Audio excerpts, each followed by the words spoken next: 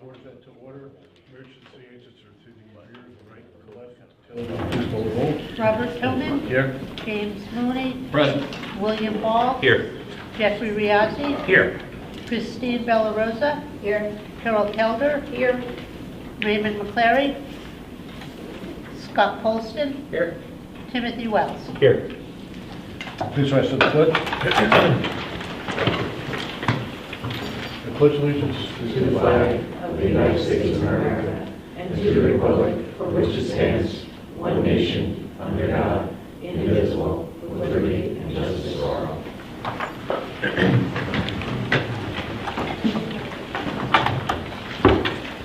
I'll entertain a motion for the approval of minutes of February 13th, 2024. I'll make a motion.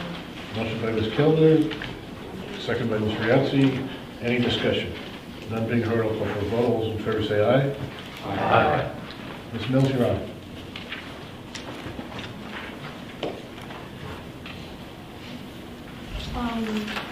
The students have been meeting with their counselors to create schedules for next year. And our 10th graders took a field trip to Ulster BOCES late February. Over 75 students spent the day exploring all different programs. There will be another visitation day in April for students who couldn't make it in February. We had 40 scholar athletes at the varsity level who maintained over a 90 average all season for winter sports. The varsity girls basketball team was our scholar athlete team with 75% or more maintaining an average of 90 or above during the season. Our boys basketball players are Section 9 Class A champions, and spring sports started yesterday and have tryouts all week. We had a play at the beginning of March and we had a great turnout. The French Club hosted a spring carnival last week, and we also had a great turnout there. SHS Pops concert is Tuesday, March 19th at 7 p.m. in the high school auditorium. And parent-teacher conferences are this Thursday from 5 to 8 p.m. So that's all I have. Thank you. Dr. Ursi? I just wanted to piggyback off on Meredith's comments. As she said, we're 40 scholar athletes with an average of 90% or more. Our very own Meredith Mills and Savannah Tillback won the sectional wrestling titles in weight classes. Santiago Christian and Isaiah Hawks went to the New York State wrestling tournament on 2/23. Kiara Hinchy, Gabrielle Papa, Carmela DeWitt, Harper Ferraro all qualified for section composite team and represented Section 9 at the state bowling competition on March 9th. Ed Coddington earned boys high series of the season. The boys basketball team, as you said, won the Class A Section 9 championship. They went on to the regional finals. And this is one of the things I think that makes Saugerties special, just in general, right? So even at the game, 2.5 hours away, there was countless Sawyer fans, not just our students, but generations of Sawyers there, all rooting them on. So that was great to see at all our games and all of our games, across the season. Took a walk out and saw our athletes for tryouts and practices today. I cannot remember a time when they're all out there, second day of the season outside, getting some reps in, which is excellent to see. And a big shout out to Les Mis. That was amazing performance. Hopefully you were able to get there to see it. It was fabulous from the actors, the stage crew, the set designers, and we had our very own students running the lights and sounds this year in our updated auditorium. So that was really amazing. A big thank you to Mr. Zlemsky and Ms. McDougall for their vision and making it come to life. I have no idea how they're going to top it next year, so stay tuned. Special ed audit update?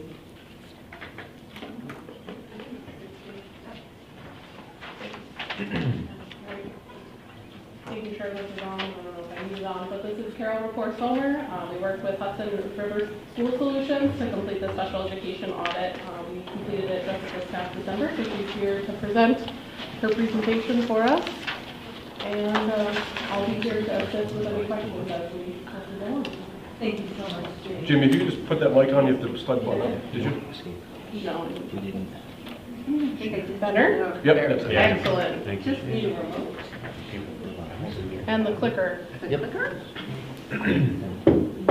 Thank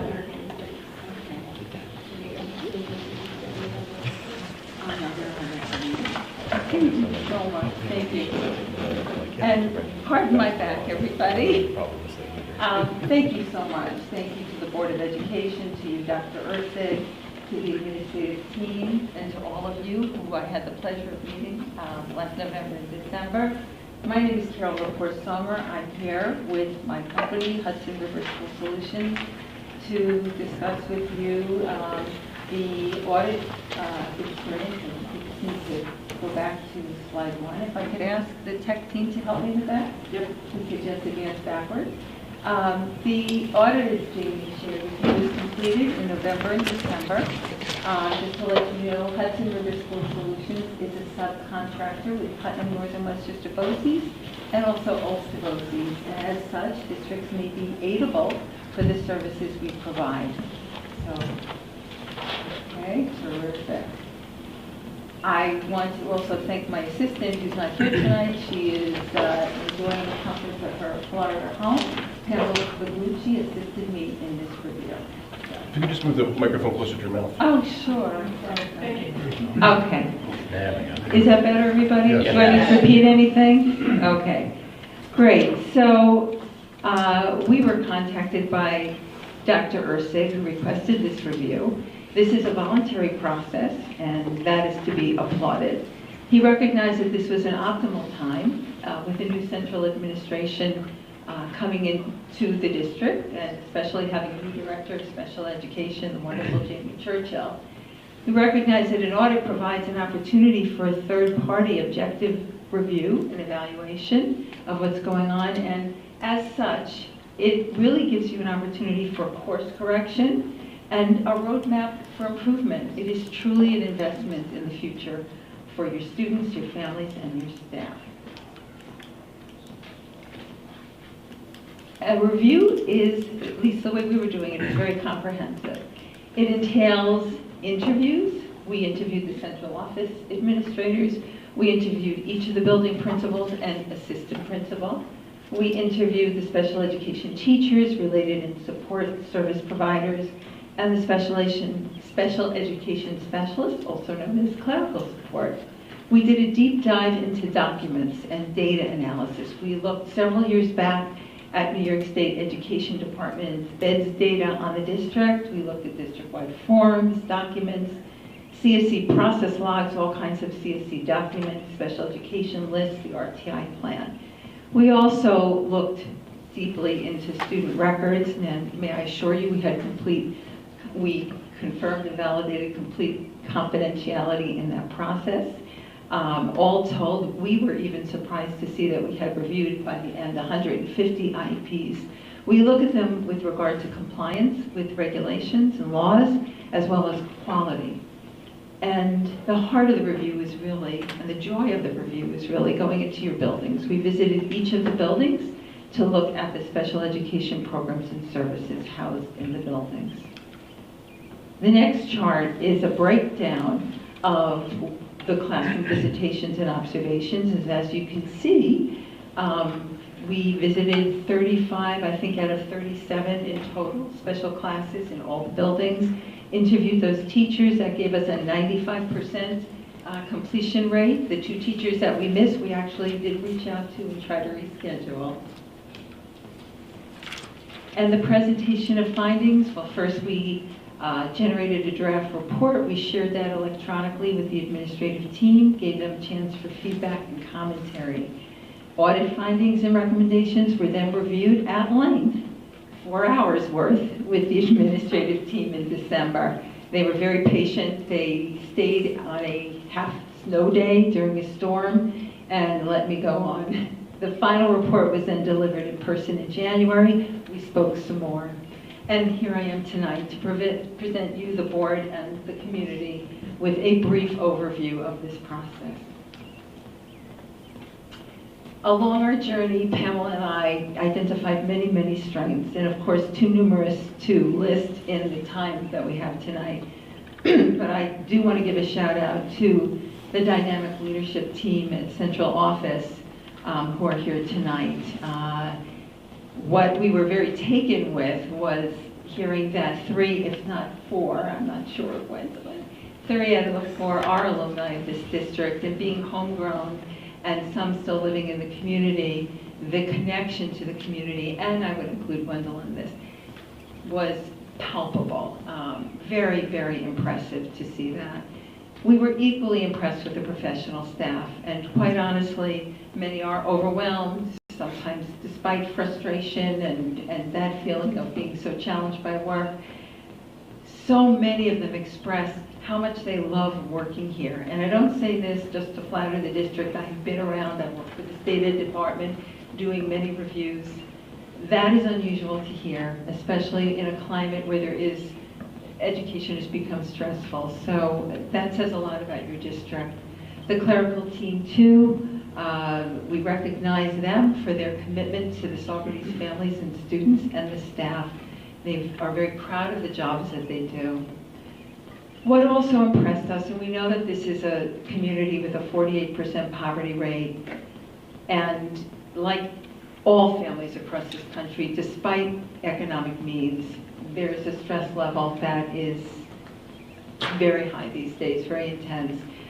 We learned that it wasn't uncommon for your building administrators and your staff to go out to the homes, to make home visits, to check in on families and make, excuse me, make sure that they have what they need, bringing them essential items. That is not typical. Excuse me. We were impressed to see that the district's been working hard to develop a strong multi-tiered system of supports, an MTSS team, which takes the time to carefully review individual student progress throughout the year. The other proactive activity that also impressed us was the fact that the district recognized the impact and the significance of the opioid crisis that's affecting youth and families all over our country, and are taking proactive steps by training the school nurses who are now turnkey trainers and will be training the staff. The climate culture shift was notable too. Many staff and administrators were very appreciative of you, Dr. Ursig, for being so visible and approachable, and for having the courage to take on an audit of this nature. They see that as a real investment in the future. So during the course of the review, we identified some issues and areas of concern. They fell into 6 broad areas: CSE processes and procedures, and IEP development and compliance, special education programs and services, mental health support for students, professional development and training, department communication, and sustainability of the administrative structure within the special ed department. So starting with the CSE process and IEP development, we found that the Committee on Special Ed timelines were sometimes exceeded, some documentation of parental consent forms, notification letters was not available. We heard about a problem with generating accurate lists from the IEP system called Frontline, and we identified that as a problem having to do with data input, so we need to develop more consistent practices of developing training for data input on those. Something that I call IEP gridlock was also noted, and that is during the intensive and long annual review season, the practice of proofreading IEPs, which we call finalizing the IEPs, has caused that gridlock. So before the IEPs are mailed out, they have to be proofed. And the structure here has been that that is assigned to 2 clerical staff. We're talking about literally hundreds of IEPs. So you can imagine if, with everything else going on, that's how gridlock occurs. So we're recommending consider reassigning that task to the folks that are actually chairing the meetings and know what's been going on. And then finally, documentation that parent training and counseling for parents of students classified with autism, which is a requirement, was not evident to us. And again, here's to the heart of the programs. The overarching issue when we did the visitations and looked at your special programs and services was concern about the continuum of special education services. it seemed to be lacking. And a continuum, by that phrase, there is an expectation that districts will offer a full range of special ed supports and services for students with disabilities. That goes from the least restrictive, keeping a child in general education as much as possible, to the most restrictive, which would be educating a child outside of the district.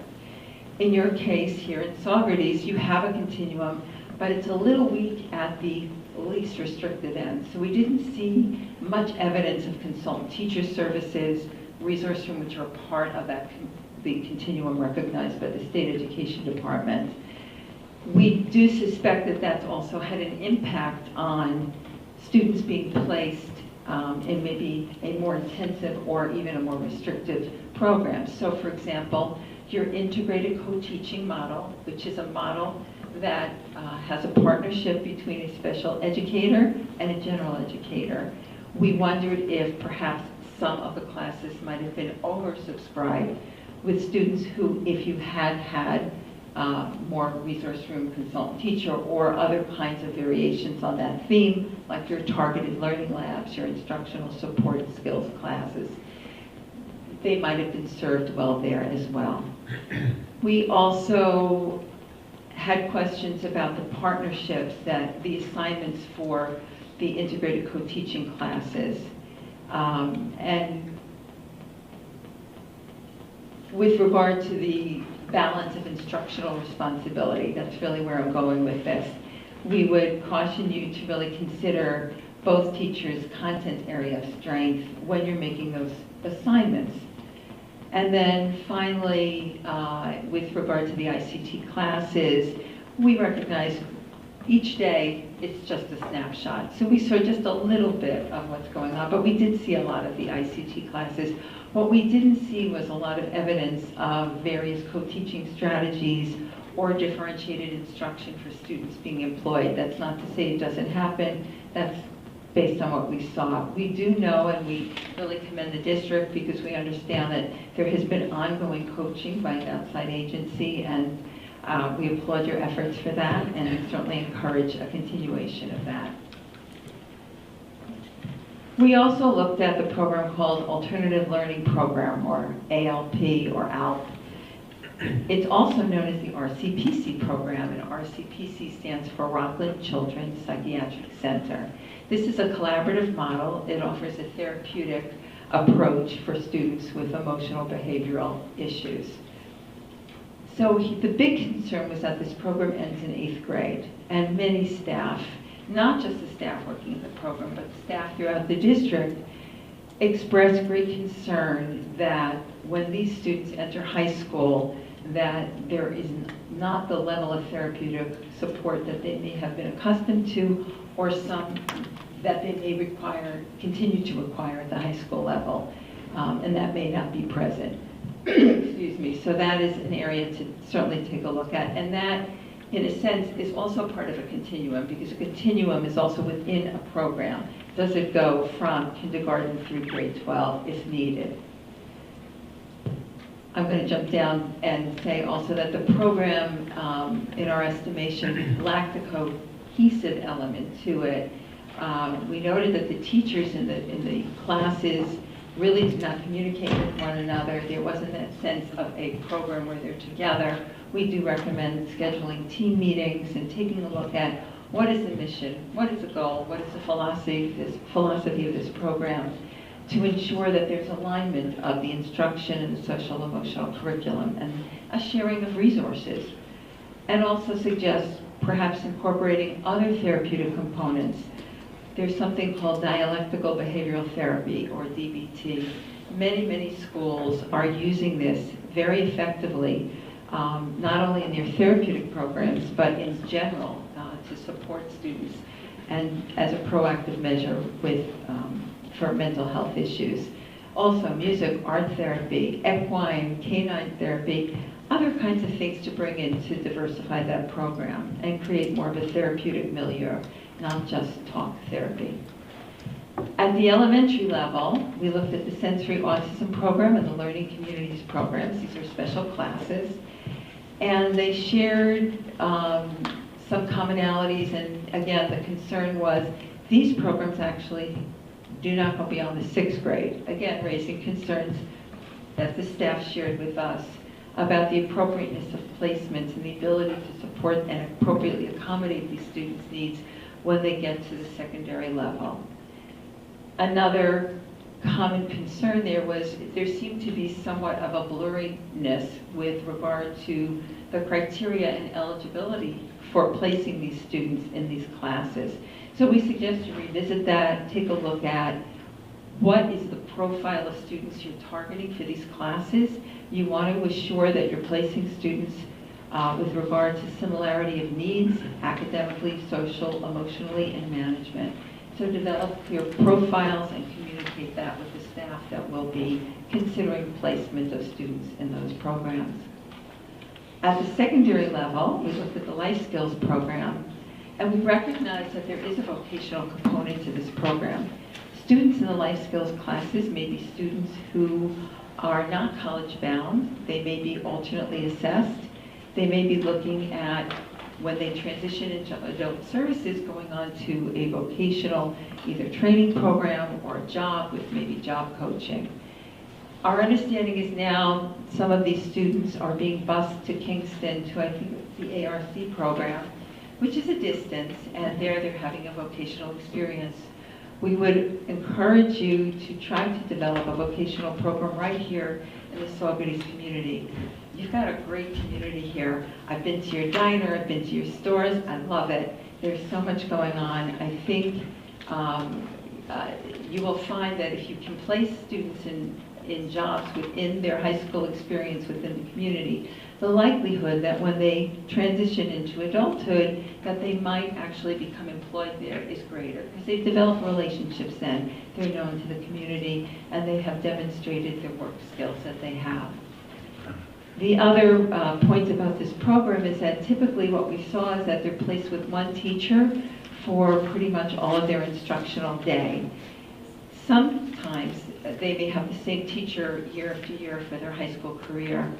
We would suggest trying to build more of an instructional team approach, which would mirror more of a typical high school experience for these students. With regard to students who are placed out of districts, we didn't see clear evidence that there were routine visitations to the out-of-district sites. And that would afford you the ability to assess the quality of those programs and also to review the progress of the students prior to an annual review meeting or a program review meeting. We suggest at least annual visitations to these programs, if at all possible. And then finally, the Extended School Year Program, also known as the ESY program or the Summer Program, which is a 30-day program for students who require 12-month services. These are students with more severe disabilities who would demonstrate substantial regression if they did not have that service. The issue is that the students who are placed here in Saugerties in special classes or other programs during the school year who do require an ESY program are typically bused to BOCES for those programs. So this, as you can imagine, creates somewhat of a break in the continuity of their program, their instructional program, as well as fidelity with the curriculum that they've been using. More than that, teachers reported to us that attendance of their students, and especially the younger ones, tends to be poor in the summer because parents are reluctant, understandably, to place their child on a bus to go to an unfamiliar program at a distance. So we are suggesting that the district just explore the possibility of creating an in-district extended school year program. Next category, mental health support for students.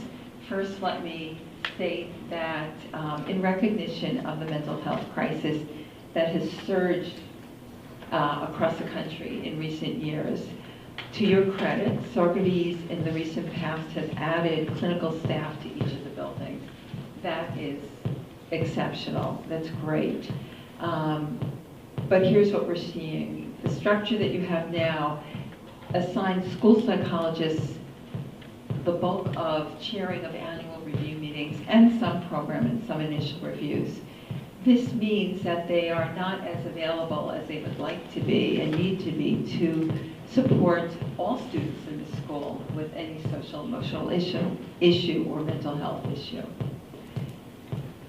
We also suggest that you review the assignments of the clinical staff by building just to assure that they're equitable and proportionate to the numbers of students, the needs of students, and the kinds of programs that may be housed in those buildings.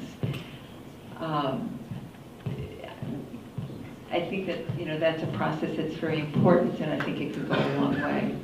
And then we suggest also looking at some more proactive strategies to support social emotional health for all students. Some staff were asking for a social emotional learning curriculum and feeling that they are trying to create that themselves, and there are commercial products out there you might want to look at. Again, I'm bringing up the dialectical behavior therapy, DBT. Staff also expressed an interest in being trained in that, not just to deal with students who are identified as having emotional or behavioral issues, but something that can benefit students school-wide.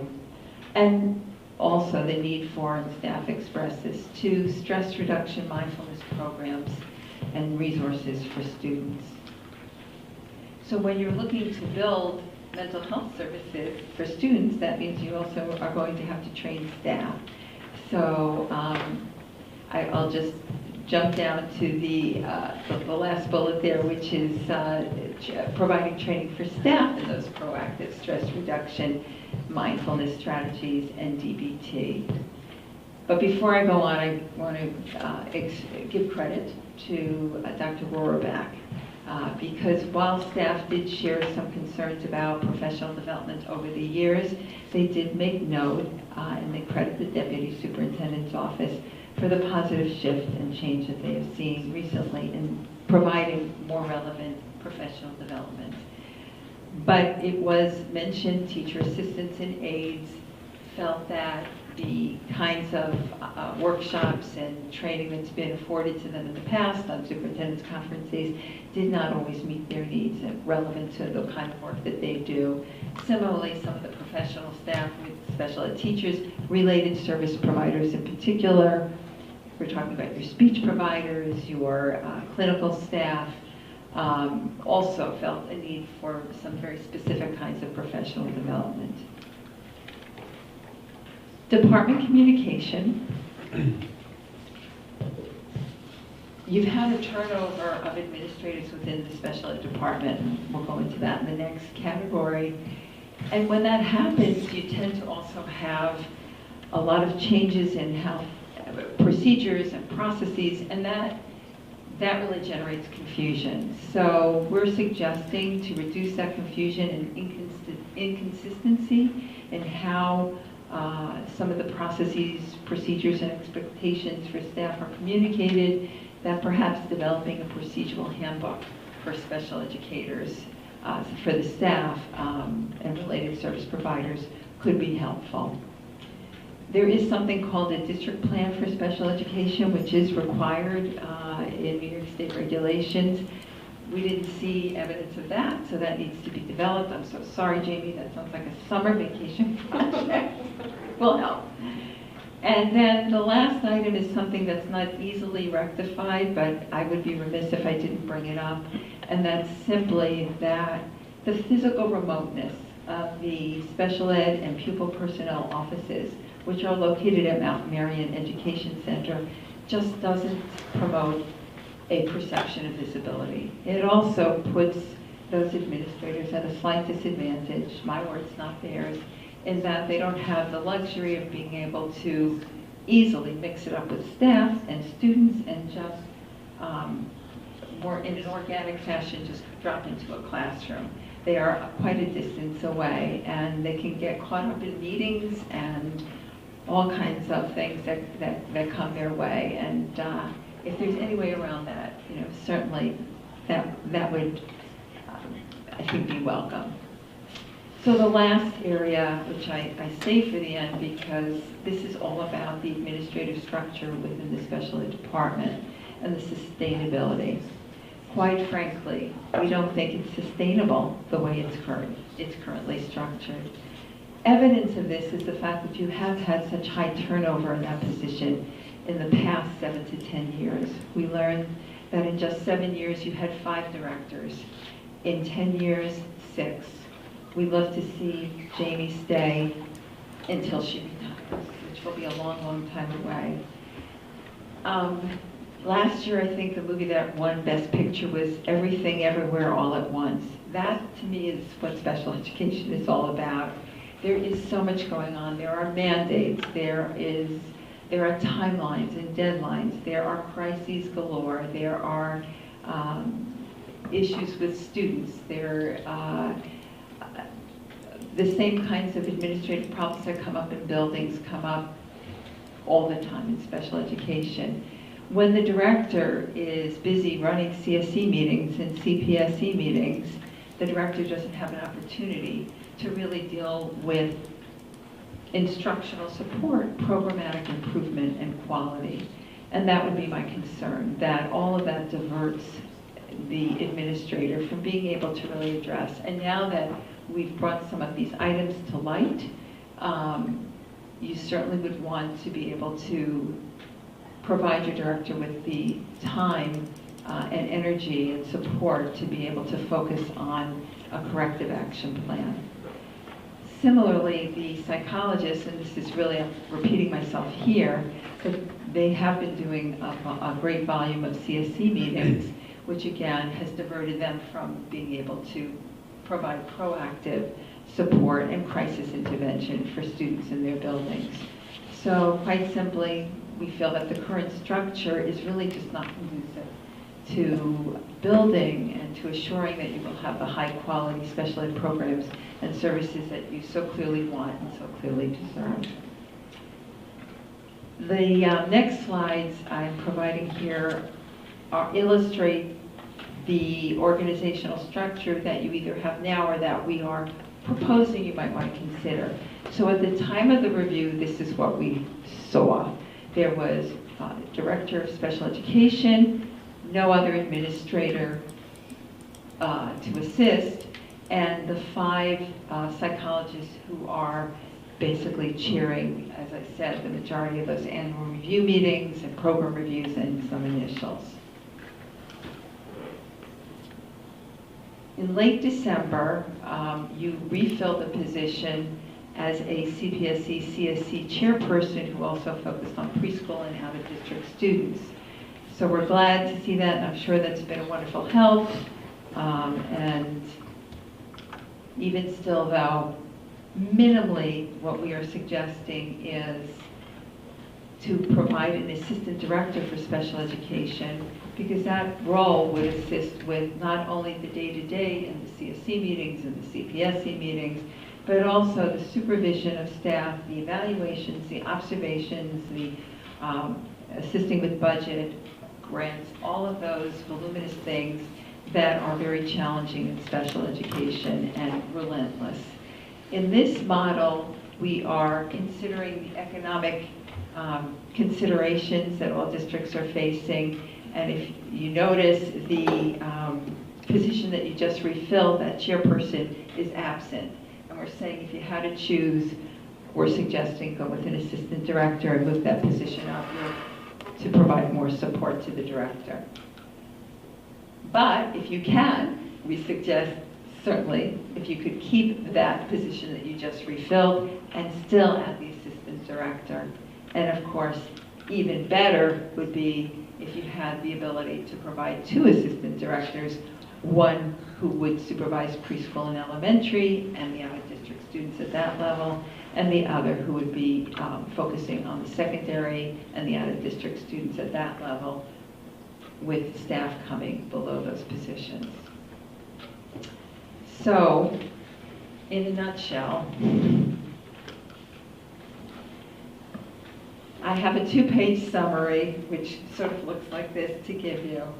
I could have probably just shown you one slide that says it all. It's a little hard for me to read from here, so luckily I have this here. And basically, just to sum up, the areas of focus. So we just talked about the sustainability of the administrative structure. We are simply recommending that you build capacity of the special ed administrative team to better support students with special needs. With regard to those CSE processes and procedures, in a nutshell, streamline the CSE processes and procedures for greater efficiency, reduce wait time for students to receive special education support, and timelines for IEPs. With regard to the special ed programs and services, build a more expansive continuum of special programs and services to meet the needs of diverse learners, grades K through 12. And in terms of mental health support for students, provide greater access to mental health services for students, as well as stress reduction and mindfulness education for students with training for staff. Professional development and training, ensure relevant professional development and training opportunities for staff and administrators district-wide. And with regard to department communication, develop a procedural handbook for special education, pupil personnel staff, and create a district plan for special education for the greater school community. See, one page said it all. So I thank you to the Saugerties School District for the privilege of conducting this review. That's on behalf of Pamela Baglucci and myself. And as you can see, we were on such a high after this review and meeting all of you, and I truly mean that. We went out and we bought those Saugerties caps. I have mine with me today. So again, I can't thank you enough. I have been so very impressed with this district, with the incredible administrators, the staff, the students. Thank you so much for this opportunity, and if there's any way I can continue to help and support you on this journey, please know I'm there. Thank you. And I have these 2-page summaries to hand out to you. And any questions? I have a question for you. In looking at the stressful nature of special ed, was there any recommendations as far as maybe slowing down and accommodating more kids in general ed to reduce the amount of special ed students? You know, that is always the goal of special education, and students in general education. That's what we're about. So building models that are less restrictive, less intensive, as I said, bringing back things like consultant teacher resource room, adding more of your targeted learning labs, your instructional skills support, that will help towards that goal. Absolutely. Great question. Thank you. Thank you. Yeah.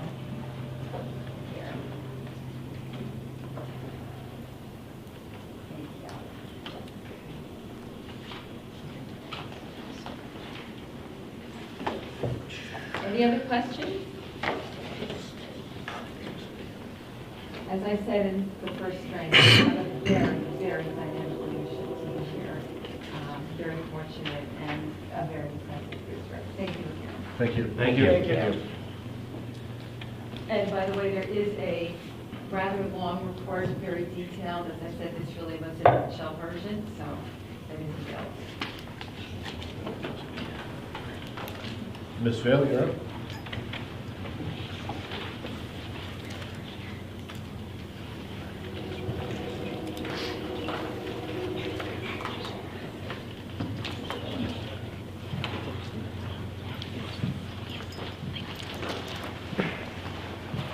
Good.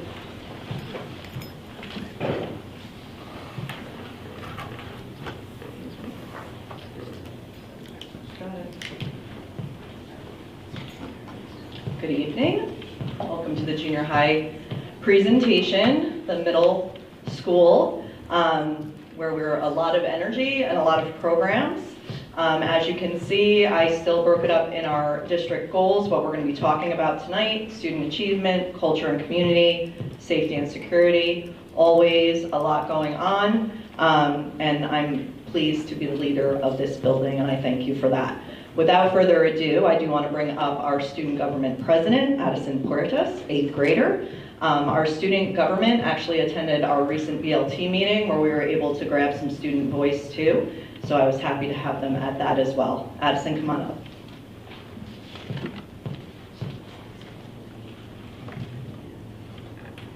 Good evening, everyone. My name is Addison Portas. I'm in 8th grade, and I am junior high student government president. Student government started this year with an ice cream social where anyone who was interested in student government could show up. A few weeks later, elections started. I ran for junior high president because I knew that I could make a change to our community and help us grow together. The first event that the officers of the student government helped with was the Halloween costume contest. We had a good amount of students participate and plenty of spectators. We had very unbiased judges like Dr. Ursig and Ms. Vale. The judges voted on categories, some being cutest, scariest, and most unique.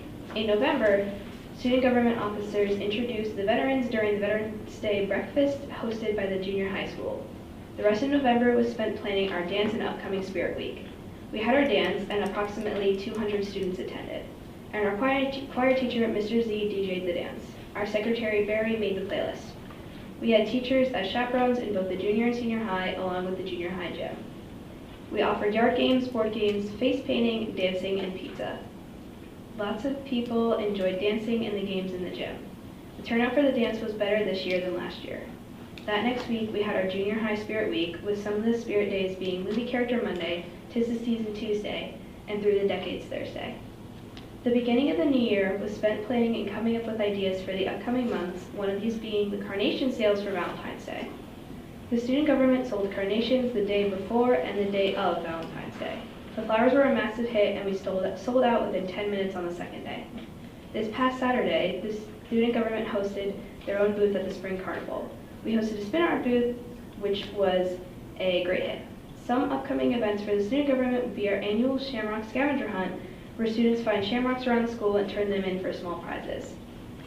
This Spirit Week has been bumped back to match with the senior high in the spring, and we're trying to plan an after-school ice skating event. This is my first year ever doing student government, and I'm really happy I joined. I am happy I'm able to help make our community more united than it already is. And I'm happy with the experience and wisdom it has given me. Thank you for your time.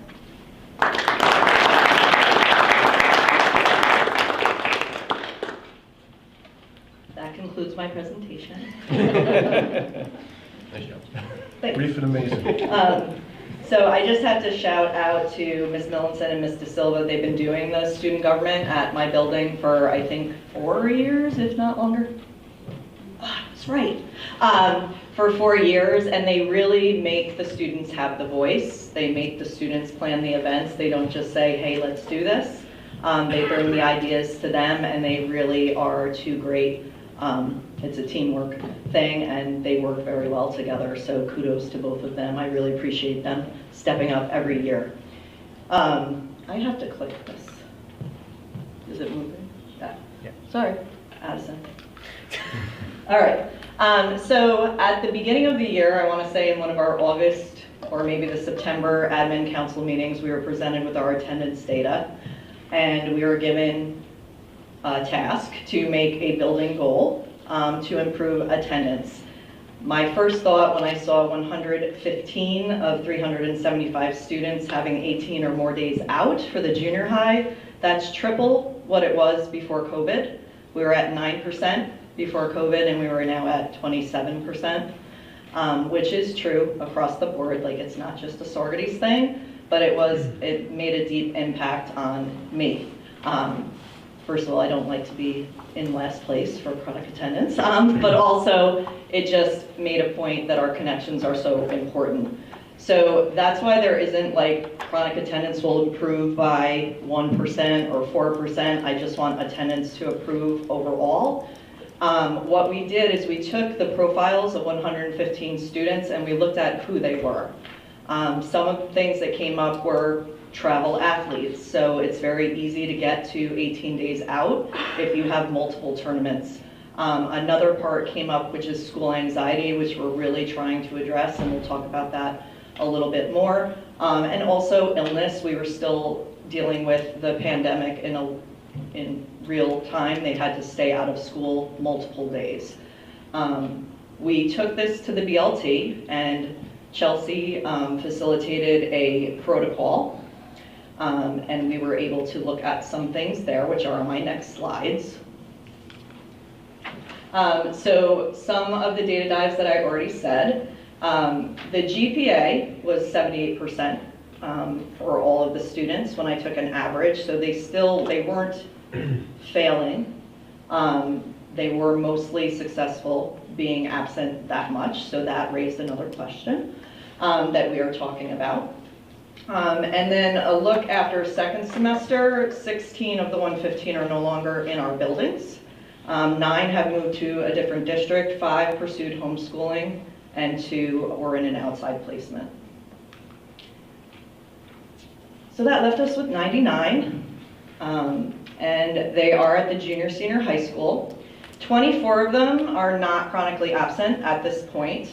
17 of those are 9th graders.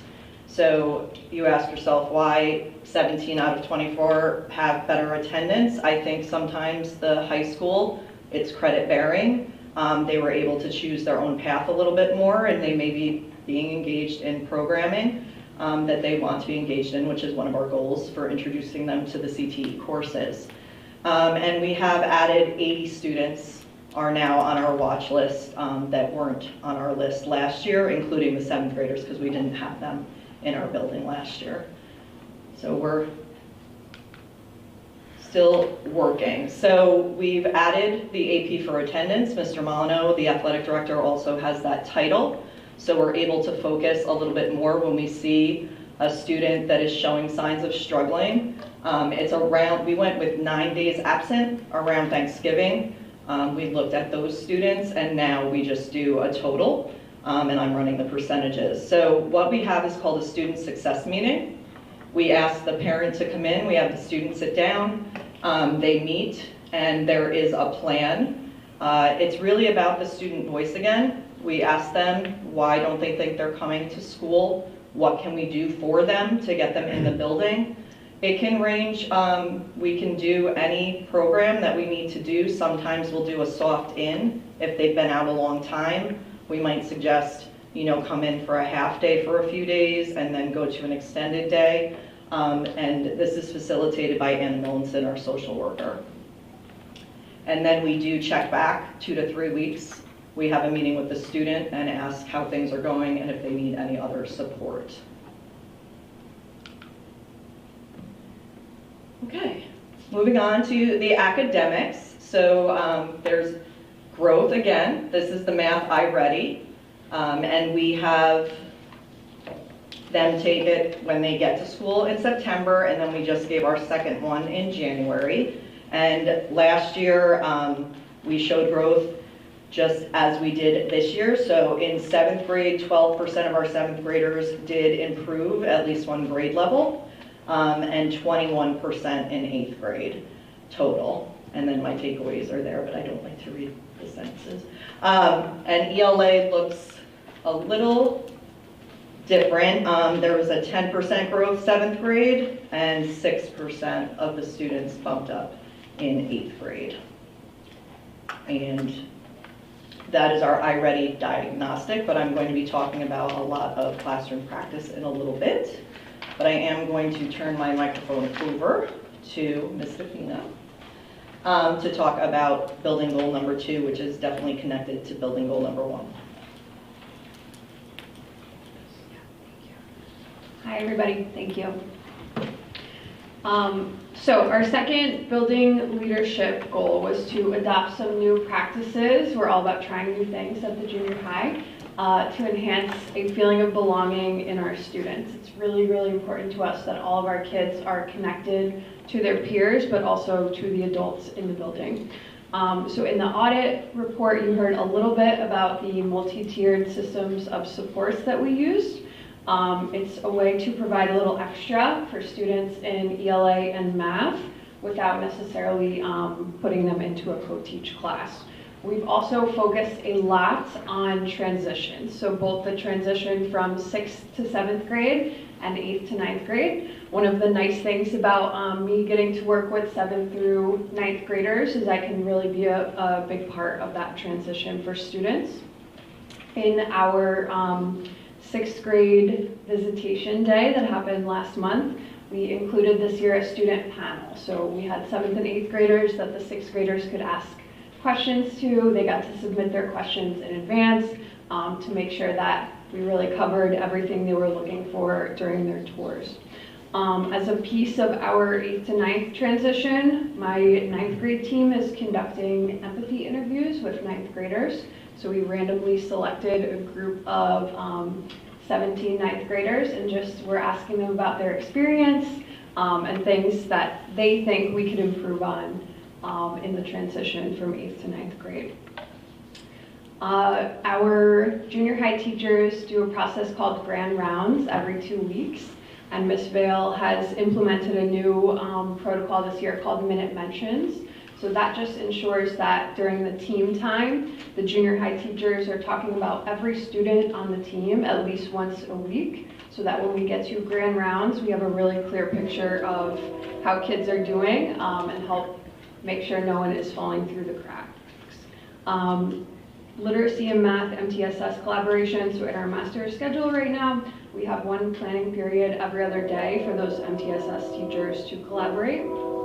And then finally, in the student support realm, our social worker, Ms. Millinson, who we talked about before, is doing a push-in DASA workshop with all 7th and 8th graders to help them understand some of the supports that we offer here a little bit better, as well as our counselors are doing really targeted reaching out this year for parent-teacher conferences to make sure all those conference slots get filled. I'm going to have Ms. Heilman come up and talk a little more about counseling. Good evening, everyone. For those of you who don't know me, my name is Jamie Heilman. I am one of the high school counselors, also the department chair. So I'm happy to be here tonight to kind of highlight some things that we do at the junior high. So kind of like what Ms. Stefina was talking about with the tour day, we have a lot to do with that. We team up with the admin, and part of this year we did have that panel. So the counselors, when they went to the elementary schools, collected those questions from those 6th graders who were a little nervous, so that when they came here and we were in the auditorium, the questions were able to be answered without them having to raise their hand, which was really awesome. We also are going to be doing a shadow day, which last year I believe was the first time that we did it. Basically what happens is the 6th graders come up for a day and we match them up with a student in either 7th or 8th grade. And they follow them for half a day. So they go through the classes with them, and then they end with lunch, and then they head back to their elementary school. And the students are already talking about it, asking how they can be a buddy, which is really awesome to see considering we've only done it for 1 year. When we do the shadow day, we do match them up as much as we can according to the programming that they will have that next year. So we do try our best with that. We then are also going to be having an orientation day in August for our 6th graders going into 7th grade so that they can walk through their schedules. Usually the counselors are available. We're usually in the halls helping them out so that they can find their classes, their lockers, and just not be so scared for that first day. So I did mention that we do have a few counselors who go down to the elementary school. So we have 3 counselors that go down, 1 per elementary school, once a cycle. And just some things that we touch upon is the first thing is they kind of introduce themselves, what they do, talk about our support staff at the junior high, just to get them used to the difference once they start to come up to the junior high, because at the elementary school it is a little bit different. We go over some careers, SEL, academics, transitions, and then one-on-ones if needed. There were some behavior issues that arose this year that counselors were able to meet with those small groups and kind of go over what was happening and maybe some ways that they could maybe help themselves out and others. And then some 8th grade highlights that we have. So we are going to have an orientation night that will happen in August. We just had a parent night that happened in January, but we do plan to do another one in August just to kind of help them again get acclimated to the high school. They're not always coming up this way if they're not in band or chorus. They're usually down still in the junior high. So we want to make sure that they know their schedules, they know their way around the school. Same thing like those 6th graders that are coming up, just to make sure that they feel comfortable. And then just some highlights that are happening right now. We are in the midst of scheduling for next year in hopes that for our admin that they can start our master schedule soon. Hopefully that will be done right after spring break. We're also working with Naviance on career exploration with all of our students. We actually work on that 6 through 12, but right now 9 through 12 is really highlighting that.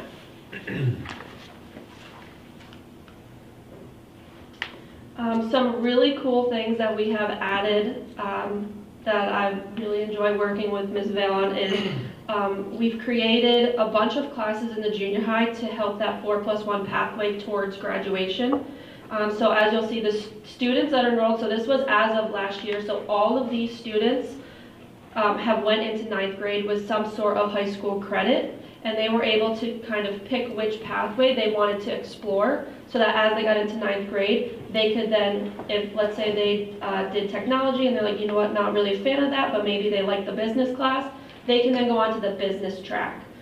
So we're really starting to highlight at the junior high level what CTE programs that we offer in high school so that they can get a head start. And we're hoping that to maybe add a social studies one where we also can include the seal of civic readiness, just to kind of really ramp up how students can graduate and all the different accolades that they can leave Saugerties High School with. And now I'm going to turn it back over to Ms. DeFino, who's going to highlight also some of the extracurriculars that we have.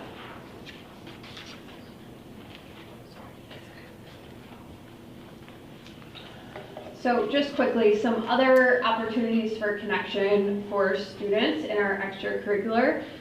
We have added 4 new extracurricular programs this year. So the junior high STEAM club, after school intramurals, junior high science olympiad, I was very excited about that one.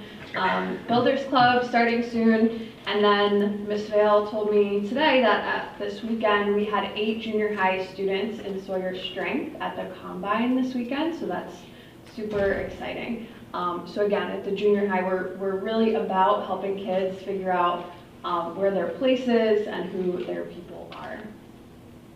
And here's just a short snippet of what that looks like. Some of our students participating in extracurriculars and clubs. And I love to see all those smiling faces. Do we have time for the musical? If you click it, it might play it in. Okay. Or not. Sorry. Well, you can watch it.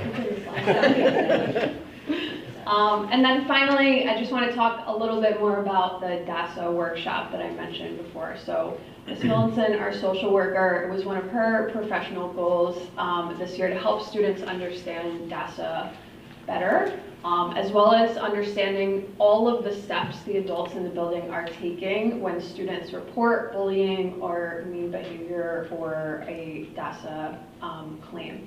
So she's pushing into all 7th grade health classes currently. We're working on figuring out where to schedule her in for the 8th graders as well.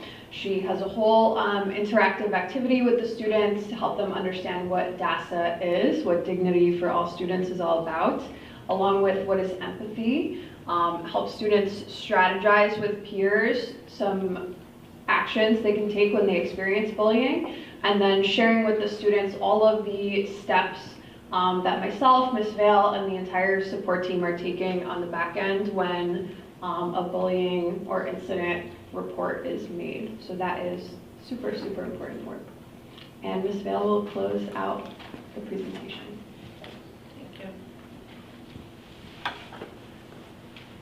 So it has been my pleasure for the last 8 years that I've been in leadership to make sure that we have a team that supports kids and that the kids know where to go.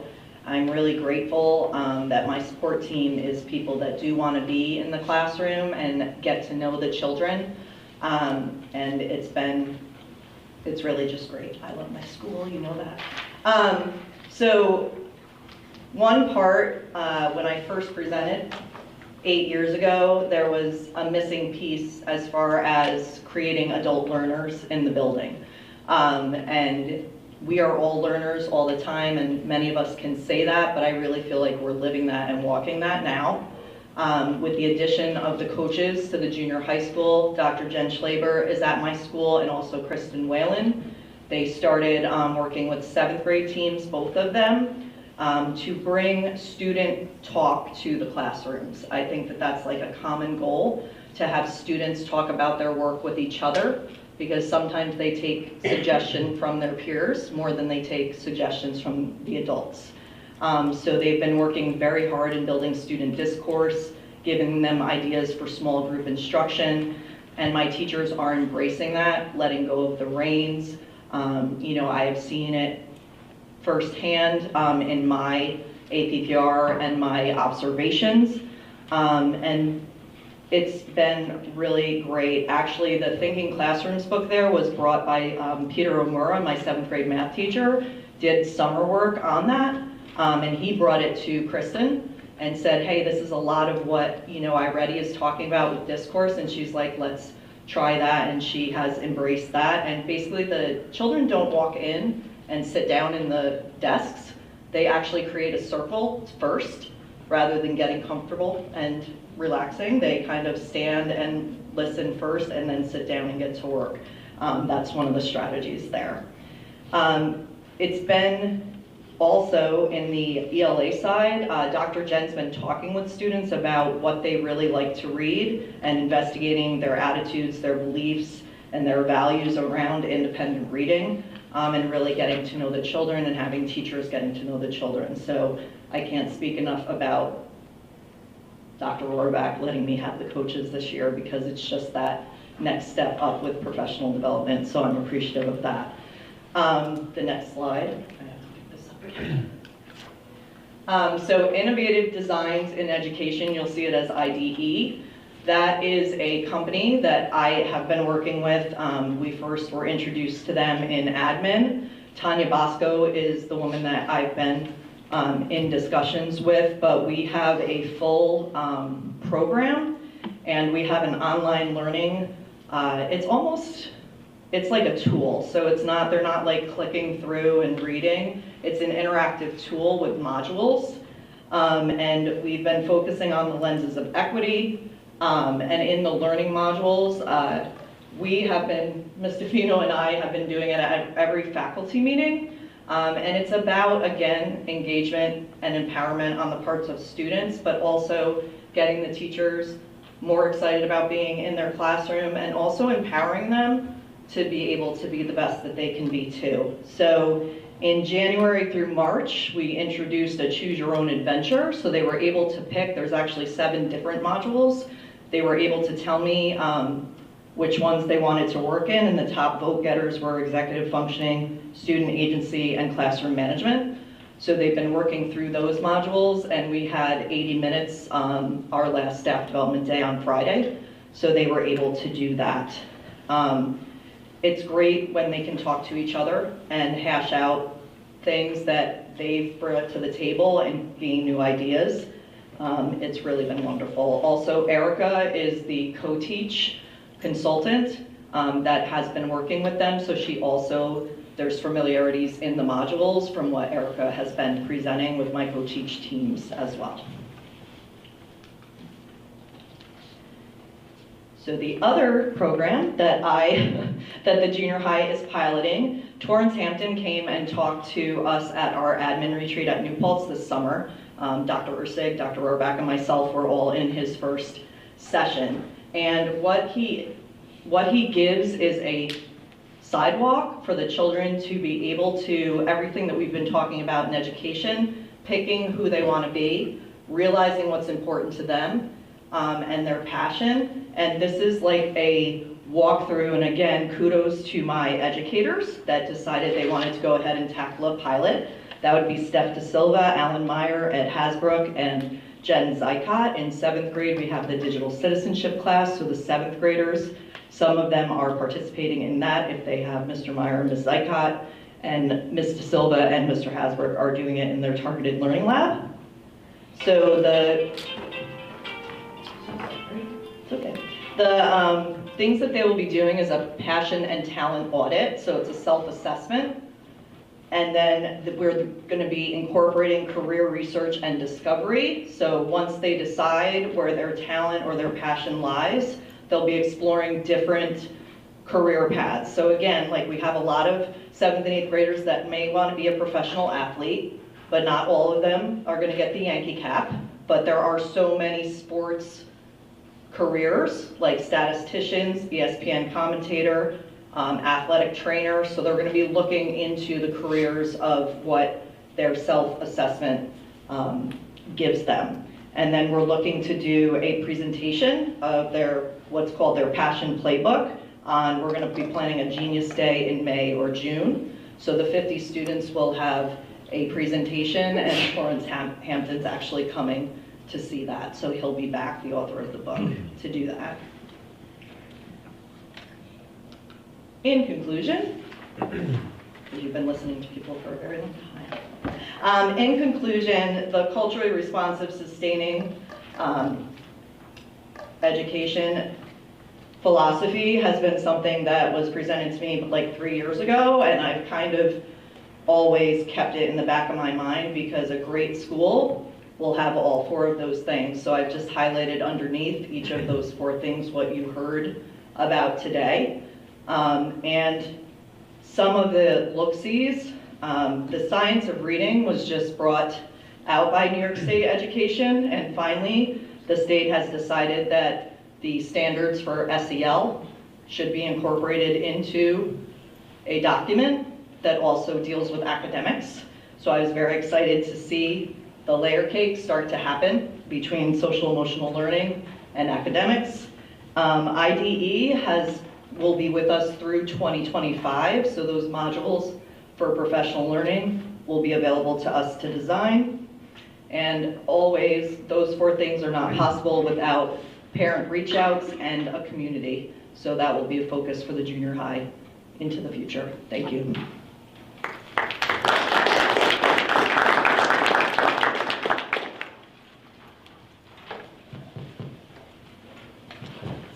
Thank you. Moving into public recognition, any members of the public wishing to address the board, please approach the podium, state your name and residence, and feel free to speak on items on the agenda.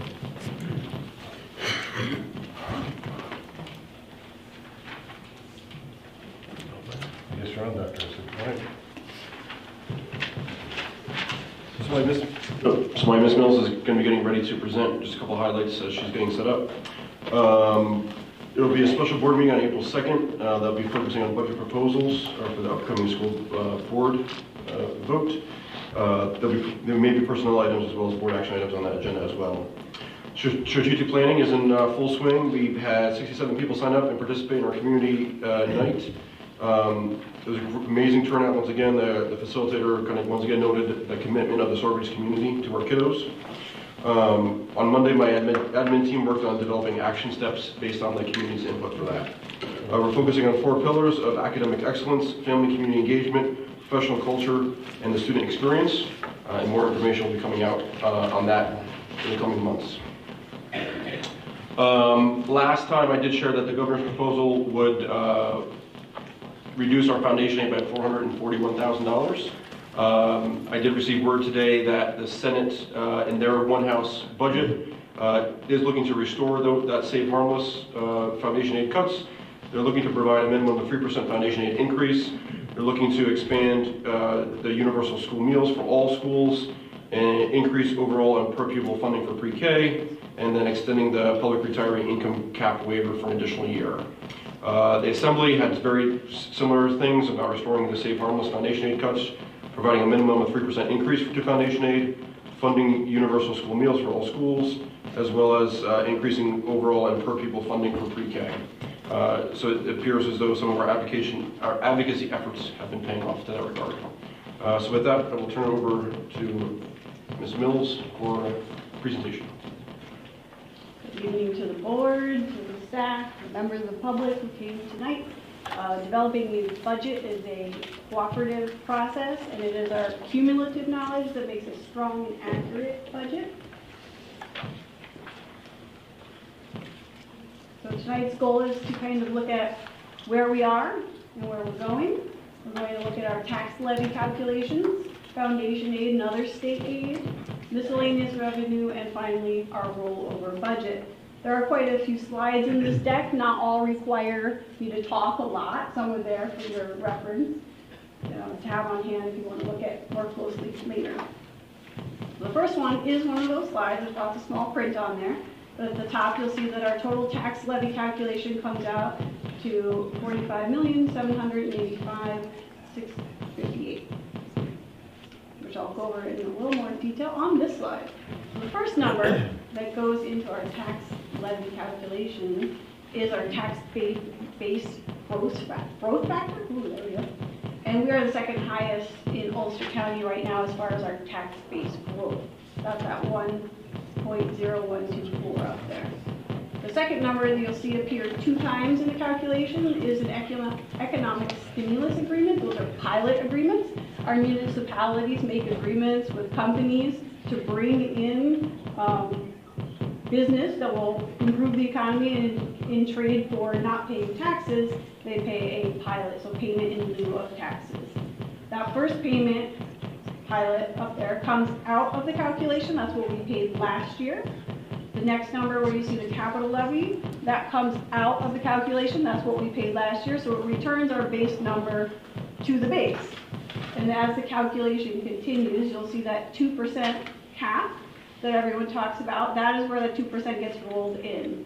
Our actual rate of inflation is 4.16 at the moment. The next pilot that appears up there, the 2025 pilot, is the amount of money we have coming in this year, so it gets added back in. And then our current capital expenses get added back in.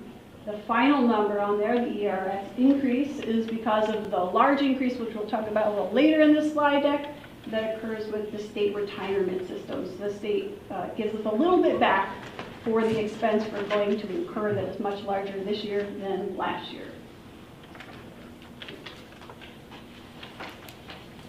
So we look at that tax levy over time.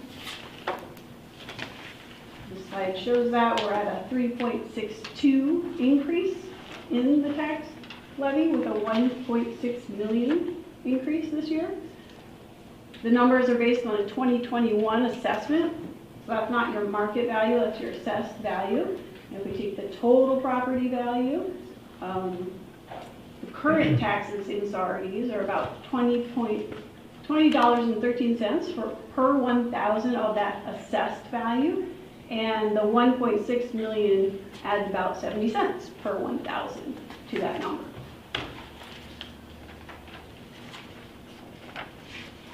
That is the part that all of our Sawyers contribute to the school. That's about 62% of our revenue.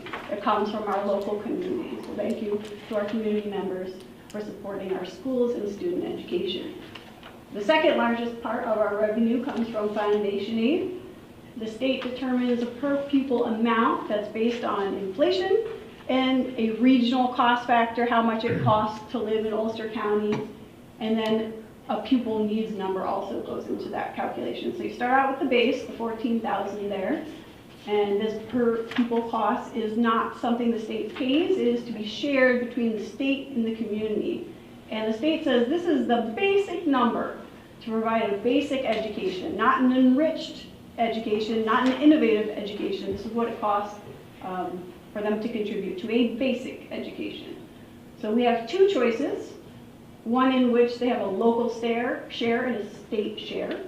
If we went with that option, we'd get about $2,000 per student, 1/6 of the cost. Or we can go with the state share ratio, which they automatically give to us because it's the larger number, which comes out to $6,000 per pupil. So when we look at per pupil units later in this slideshow, we'll see that it's a weighted calculation. It's not always going to match up exactly with our enrollment because they'll add a multiplying factor in there for E&L students, for special needs students, for our poverty rates, so it appears larger than our actual enrollment in some of the calculation numbers. Dr. Sig just shared with us that Save Harkless will be returned to our budget number. So this is the calculation of what it would have looked like should we have lost that $441,000. We would have been just below $17 million in our foundation aid.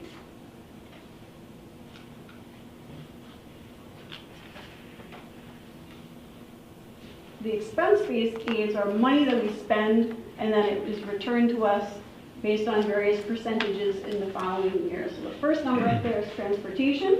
what happens in our office is we look at the budget that was set up for this year, which is a projection of our expenses. So that number under transportation, once we look at our kind of March numbers, could come down a little bit. And if that is so, we'll lower that number in our revenue for our final budget number. This transportation number, when we build it into a budget, has to reflect the total possible cost of transporting all of our special ed students, all of our regular students, all of everything that happens in transportation if everyone went to school every single day. Our BOCES number up there is about 2 million.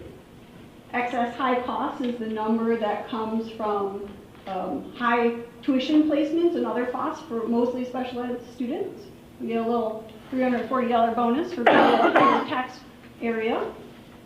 We have some building aid. So this is the money that we pay out for our capital project, gets built back in. We have technology, software, library, textbooks, and pre-K. That pre-K number is not part of that top 8,000 or 8 million, 8.9 million, because it sits in its own budget as a special fund. And when you look at the pre-K numbers, you'll see 700,000, 762,340. There we go. Can't spit out my numbers tonight. But that is based on 130 enrollment. We currently have 80 students, and we are full, and we are not receiving high requests for additional seats. So when you multiply that by the per student number, we get to the 469,132. There we go.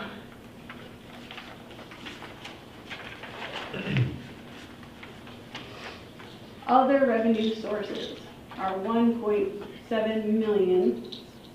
The first is our BOCES refund. So every year we purchase a number of BOCES services and other cooperative purchases through the BOCES. And when they recalculate, because they are not allowed to make a profit on any services that any school purchases, they figure out which amount of refund comes back to us. Our health and welfare services, our nursing and social work services we provide to non-resident students, and then the school reimburses us for those. Day tuition is local students who may pay to come to Saugerties, or some of our foster care students that we are then reimbursed for. Leases are uses of our buildings. We get some Medicaid reimbursement. Our pilots appear on there again. Interest and earning comes from investing our money wisely. And reimbursements, other miscellaneous revenue. And the final category on there is E-rate reimbursement, which comes from our internet services and such.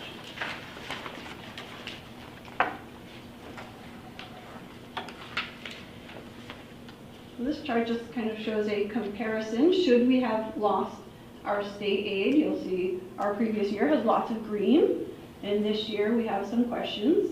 So if state aid were gone, we would lose that 441,000. Our miscellaneous revenue will go down. Some of that is because of the indirect costs that were coming off of the COVID grants. They won't be available anymore. There was a homeless grant that won't be available anymore. That was also part of COVID funding. And then our reserves. So last year we pulled 419,000 from reserves and from our fund balance. And then we have a question mark on what we'll do with that area as we continue to build the budget this year. So you look at our year-over-year increase. Last year's budget increased by 7.17%. If we look just at the revenue, that would be a 3.15 increase from the previous year. That's what's available to us. So now we're going to look at our rollover budget. This is the cost to keep all programming with the required increases. So that's the continued cost of our operations, any increases we expect in fuel, electricity, the continuation of existing programs and services, the continuation of any of our contractual obligations, continuation of staffing and benefits in accordance with our labor contracts. So here is where we reach our number of total rollovers, so those known cost increases plus all the current costs rolled over. The largest number up there is our salary and benefits, which is in any budget a good 75 to 80% of a budget. When you tie all the health insurance, teacher retirement system, state retirement system, any kind of benefit that goes to our staff, retirees, health insurance, that's all appears in that number. And that large number is the number that supports our student learning the most. Those are our teachers that have our contact with the students every day. Contracts and services is about $7 million. BOCES services is $6.7 million, which is down a little bit from last year. Our transportation, excluding the salaries that were already included above, are about $5 million. Our debt and financing, that includes our capital project and our EPC project, that's about $3 million. And then we'll have supplies, materials, equipment throughout all the buildings, both educational and operational, are about $1.5 million. You'll see the transfer to other funds included in this number are our pre-K costs, which we'll talk a little bit more about in a moment, and some funds to cover any little loose ends that may occur in grants. So if we had a purchase for textbooks, let's say, and the price came in a little higher than we expected, we just need a little bit to cover that, and we'd send that money over to the grant. Instead of moving our numbers all over, we'll move it, keep it where it belongs so we can track it, and then pay that little bit extra from our general fund.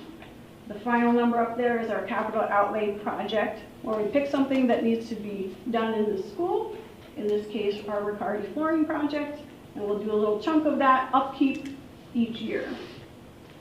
So that brings us to a total of $81,139,271 for total rollover expenses.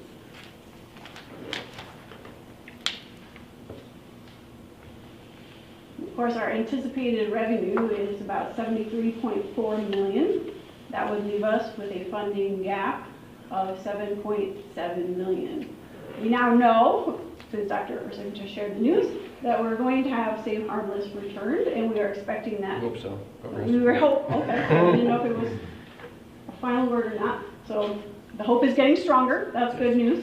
And if we were to also have that 3% increase returned, it would reduce our gap to $6.6 million.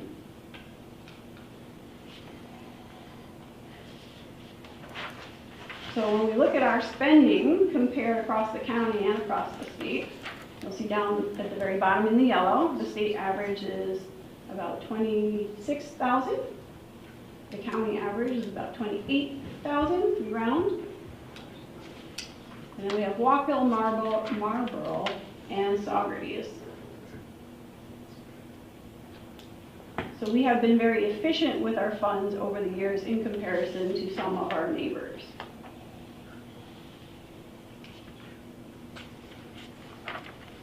How did we get to that $81 million? Contractual salary increases, along with the very large number of our teachers and other employees who are reaching the top of their pay scales and nearing retirement. Our pre-K program is underfunded. We can't collect that extra money from the state. We can only collect the per student amount, and that means our pre-K providers are expecting an $80,000 supplement to come from us because they also need to pay increased expenses for salaries on their end. Special education costs across the different categories, if you look at them, whether it be tuition, staffing, equipment, contracted services, they can vary from 10 to 25%, which is higher than the increases occurring in most other parts of our budget. Reduced state aid, even though we may get part of that return, the formula that is currently used is from 2007, and it relies on those numbers, and as you can imagine, costs have gone up quite a bit. No one anticipated COVID, and nearly 20 years has passed. The end of our COVID-related funding also is a cost driver in this budget. Other variables that are not yet 100% known, we're waiting for a final increase. We've received a projection number. The final increases on our various insurance, which are rising each and every year. Rising transportation costs, we project this budget without knowing the price index that we'll get in the summer. So that price index can change each month, and usually I think in July and August they select the one to apply to our transportation. We have one transportation contract that is set, we know that number, and we have another piece of our transportation that is affected by this increase. We use that current 4.16 to project out budget. That's what our consumer price index number is right now, and that's the number that they use in our foundation aid calculations and our tax calculations. So increase the retirement system. I showed on the earlier slide that we're getting a whole $6,000 back for this very large increase that is going to happen in the ERS from 13.1% to 15.2%. So when you're looking at millions of dollars, that's a good chunk of money in the budget that we only get $6,000 reimbursed for. Increase in New York State teacher retirement, it's going from 9.76 to 10.02. And our tax levy is below that rate of inflation. So we're at a 3.62 increase with the tax levy. But as I mentioned, the consumer price index is calculated at 4.16. And the year prior, I think it was 7 or 8%. But we can only calculate in our 2% before we include exclusions. So ARP funding, that's the COVID funding that is ending. And the items that need to come off of that, those set of grants into our current budget are listed up here on this slide. We have a multi-tiered system of support in the elementary and junior high school. That's 4 total staff members who provide extra support to our academically at-risk students or otherwise at-risk students. We have a reading specialist, an elementary project coordinator, literacy coaches, 2 math coaches, a credit recovery teacher, the assistant principal in the Cahill Elementary School, which is our Title I school, extra elementary section, social worker, an accountant, teaching assistants, 4 of them, custodial worker, an elementary summer academy, and summer enrichment all have been paid through the COVID grants over those COVID years. So what will happen next? We're going to continue to advocate for changes in funding. Both our board and our superintendent do that work for us. Incorporate new information as it becomes available, so those changing rates, new numbers, what can we reduce, what costs did we have this year that we won't have anymore. Incorporate feedback from the board, the community, from our staff. Continue reviewing our projects, our budget estimates, and the assumption we use to make those projections. We'll finalize our district priorities and then ultimately make a recommendation to the board about how to fund our budget. So this next round of budget work will require lots of collaborative discussions. It requires us to recalculate our numbers, it requires some creative thinking about how we can provide efficient services that benefit student learning. It requires us to examine equity. We can't always cut off the most expensive or the cheapest thing on either end. We have to really look at the students it benefits and who would stand to lose those services and what impact it would have on our total community when we look at those numbers. So ultimately, some difficult decisions do need to be made, but it is our job to work together to find efficiencies that help us to overcome these funding challenges.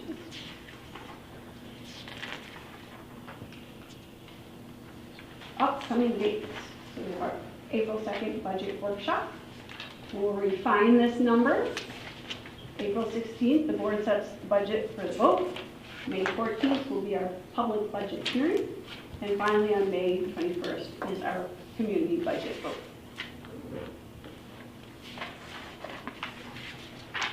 Questions from the board?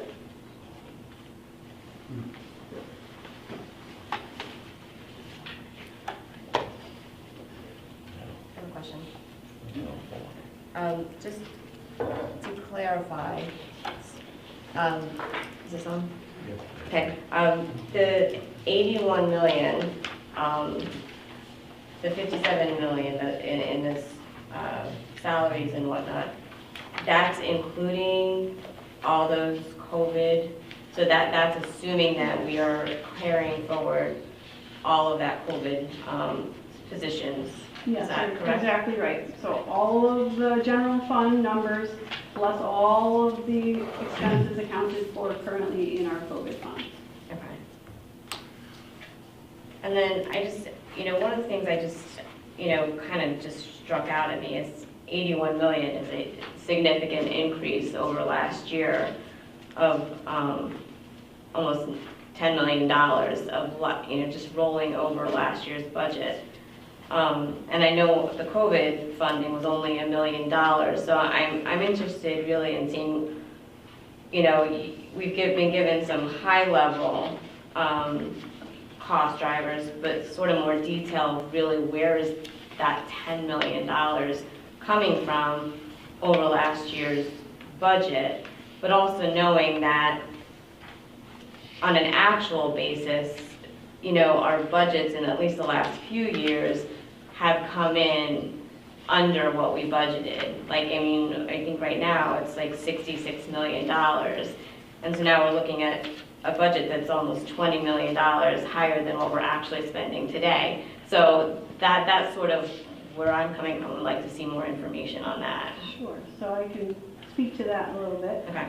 We start with looking at this year's budget numbers, and of course we're not to the end of this cycle.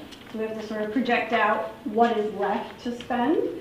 And the spending throughout the school year is not always even. You have your supplies, a big order of supplies up front, but then there are some other contracts that come in chunks throughout the time, and then finally we wrap up everything. So it's not always quite even. So we have to do our best to project out what the cost will be. We look at our previous year's spending. We do have currently about a $2.2 million balance, and that will continue to fluctuate up and down as costs come in. So when we look at that final budget number, we project out that final budget number, this could come down. We have to look at what our expenses will be projected, and we have to understand the risk in our projections. There's always an element of risk. So what have we spent over the past years? What do we know? What does it look like we know we're going to spend? And what other factors, what other assumptions are we accounting for? Increases in insurance, they give us a percentage, we work that in. Increases in fuel, what will that be? We have a fuel contract expiring, we don't know about that. Transportation yet. Transportation is not always fully spent, but we have to prepare a budget that would fully cover all the transportation we'd be required for that we know of at this moment. And then we also have to prepare for contingencies. You can't have a budget that goes to the exact amount you expect to spend. If you have students move into the district, your teaching staff needs may change. You may need more teacher assistants, more aides. There are variables that occur throughout the year that we have to be prepared to address in that budget. So some of those large increases, again, are our aging salaries and our increases in insurance. That accounts for a big chunk of that. And then you'll have, as you said, that 1.5, which is our largest grant right now, but there's also the summer funding, the extended school year funding that is coming into this grant, and our state set-aside grant fund for ARP that is also coming into this grant, or to this budget, I mean. But in the next round, you'll see a more refined budget. This is the total possible rollover at this moment. In some sense, this is the worst-case scenario. Yes, this is the all-in number. Thank you. First, thank you to you and your office. I know this is probably a daunting task. You had mentioned the algorithm and that it differentiates between the E&L population and the special needs population. Is that like a variable rate that changes with, so I know the Fed hasn't met yet, but everybody's guess is everything's going to kind of stay the same. Maybe the prime rate may go down. I know that's not going to affect us or our CPI, but are we factoring in, or not we, the state? So this is more information, not anything with Saugerties. The transportation costs of bringing kids to special placements, and if there's an increase in that, is that reflected in compensation from the state in the form of aid? So we project, as far as the state aid return, transportation is an expense-based aid, and that's where we project out what we think the CPI may be at that time. Currently we're using the right now number, that 4.16, and that number that we send off to the state is where they return, where they show that 3 point whatever it is million coming back to us in aid as an expense-based aid. So if we don't spend it, we don't get it back as far as the transportation. Right. As far as the multipliers that go into that foundation aid number, the formula was set in 2007, as I said, so some of those numbers will stay the same, but the formula stays the same, but the numbers that will sort of shift a little are like the regional cost index. They'll compare our area to every other area and determine what that multiplier will be. So there are some numbers that shift in there for level of poverty, regional costs, the increase or decrease in the needs of students, how many E&L or how many special ed students we have. So is there, just a follow-up question on 2007, I believe that was the year 7-8 financial crisis that we had? Right before. So I don't know if it's just me thinking with common sense, but shouldn't that be revisited as far as the aid goes, considering that obviously with the rate of inflation now, it's a lot different? I certainly agree, and that is something that we need advocacy for at the state level. Yeah, so both the Senate and the House do have proposals in to add money to look at the foundation aid formula and how it's run and to revisit it. Thank you.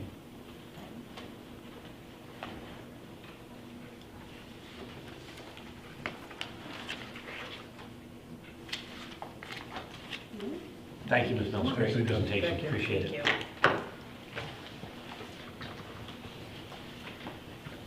Moving to board member remarks.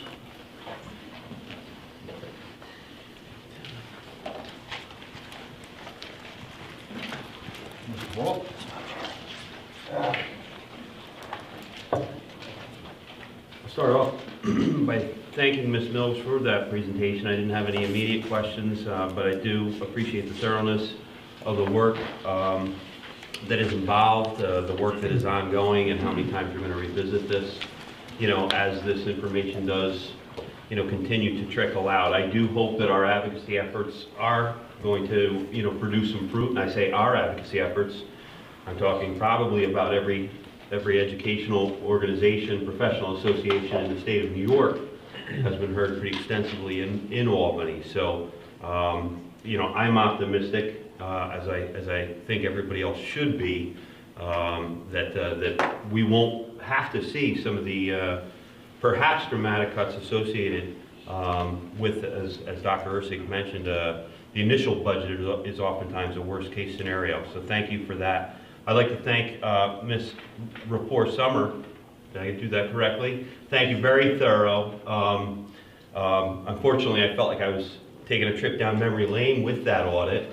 But I appreciate the thoroughness of that, and I appreciate a lot of the very important things that you highlighted.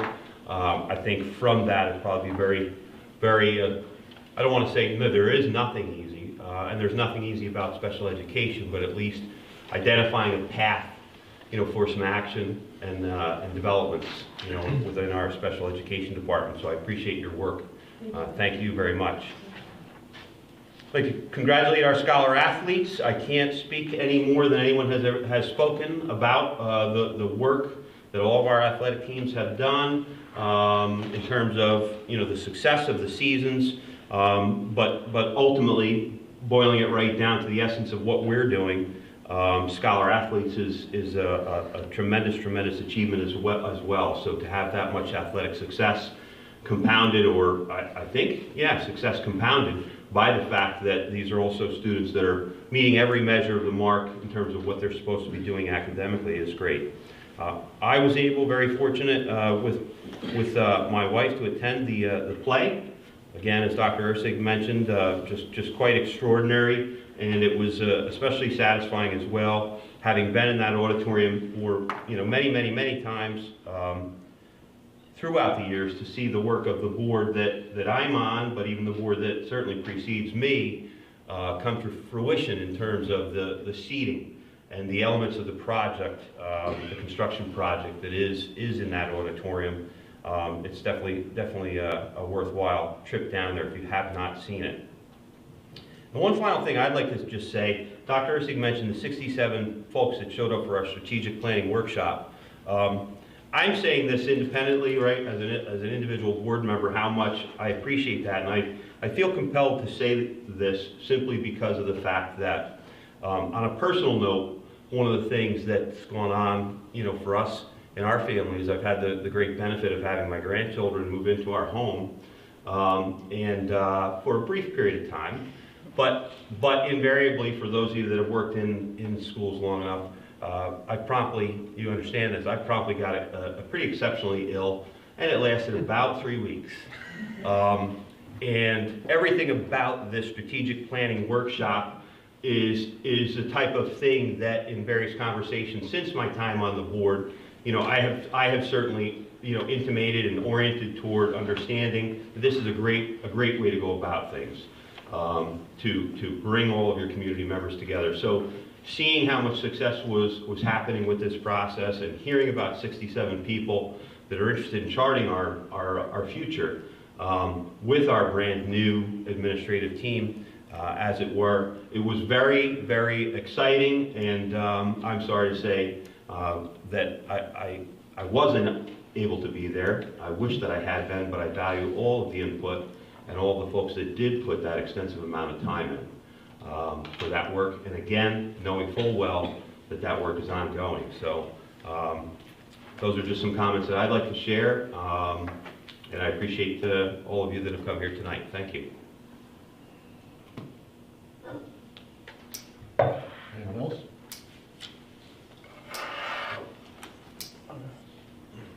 Mr. Paulson.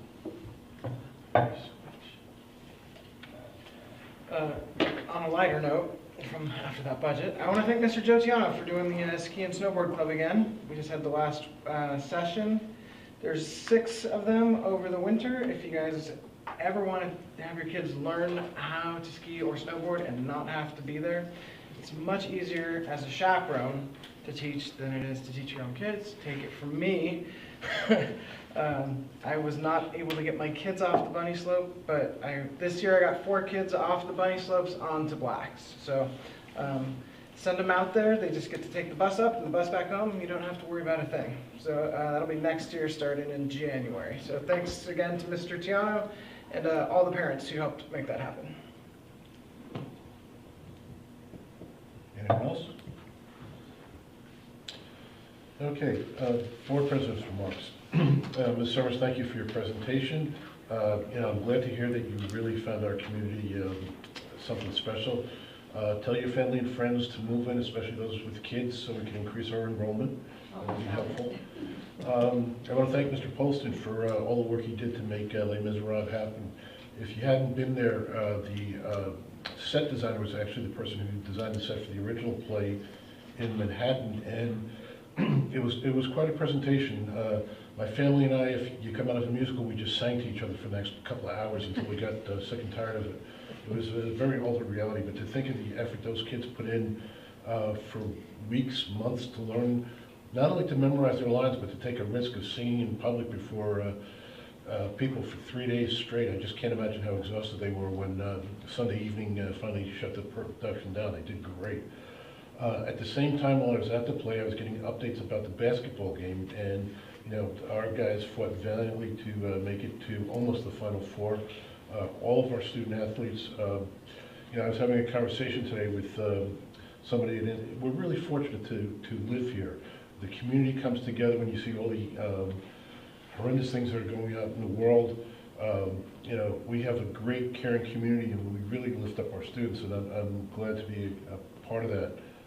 And we're a great destination. I know Mr. Polson has talked about Destination Saugerties. It's a great place to live. Our taxes are low. Hopefully they stay that way. And there's so many things to do, and there's so many experiences for kids. It's a great place. I can't say that enough.